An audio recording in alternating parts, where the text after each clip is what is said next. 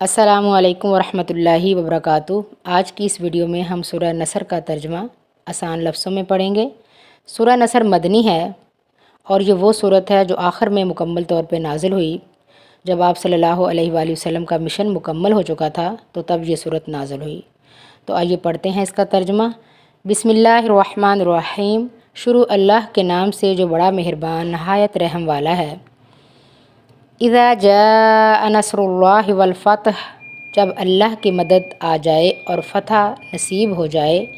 ورأیت الناس یدخلون فی دین اللہ افواجا، اور آپ نے دیکھ لیا کہ لوگ فوج در فوج اللہ کے دین میں داخل ہو رہے ہیں۔